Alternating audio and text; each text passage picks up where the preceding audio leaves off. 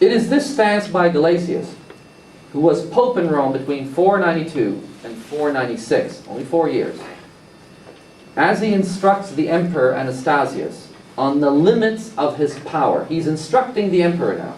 He's no longer just talking to him as his equal. He's actually instructing him. Okay? He's telling him, these are the limits of your power. He is actually now putting parameters around what can, what cannot be done.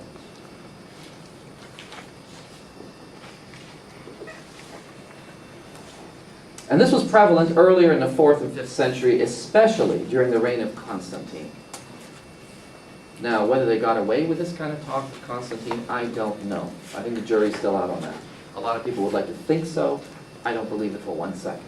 I think Constantine was a wily emperor, and he knew how to deal with the bishops. The extract is attempting to illuminate the hierarchical nature of the church, the period following the 4 church councils at Nicaea, Constantinople, Ephesus, and Chalcedon. Now these saw the church coming into ascendancy.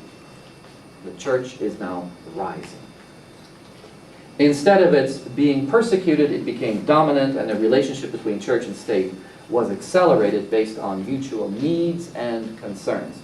This is where they have the emperor by the you-know-what.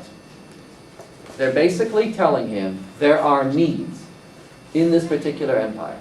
There are needs for the people. Now the emperor, like I said to you in the last class, his empire wasn't equipped to deal with social issues. They knew one thing, and only one thing. If you have a problem, go out and crush it. Break their necks if you have to, but everybody conforms. Well, you can't keep doing this. You can't keep doing this in life. And the popes knew this. And they said, we will deal with the masses. We will deal with the sick on the street. We will deal with the hungry. We will deal with all these individuals. These same problems that the popes took upon themselves were the same problems that contributed to the downfall of a lot of emperors prior to, by the way, Jesus Christ and after Jesus Christ. Now you recall, in the empire, there's a high unemployment, especially around Rome. People walking around, didn't have much to do. Let's go to the Colosseum, let's watch some executions, let's have some coffee, come back, do all sorts of things. Not coffee, but... So, the issue here, the issue is, what do you do with these people?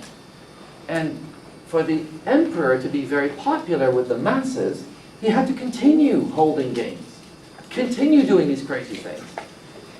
So when Augustus Caesar comes along and closes the door, the gates, once and for all wars, he's not just closing the door to all wars, he's closing the door to anybody that wants to usurp his power. He was happy being the ultimate Caesar himself and dying like that. Now as for the rest, they couldn't do what he could do. He had the authority, the auctoritas, he had it, and nobody can come near him. Now to open up these doors again would be conflict, and nobody wants conflict, because for the most part, most of the emperors were bankrupt. They had no money, to such a degree that when we read about Nero apparently burning down the streets and burning down the cities, etc., the homes,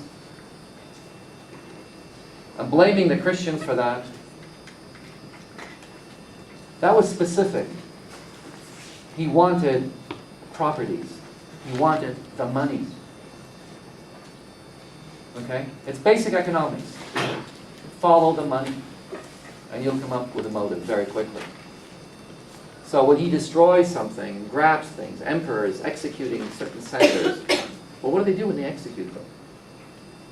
They not only haul them out, but they also seize their lands. That's what they do. And when you seize their lands, these senators are not exactly poor people. They're very well-to-do.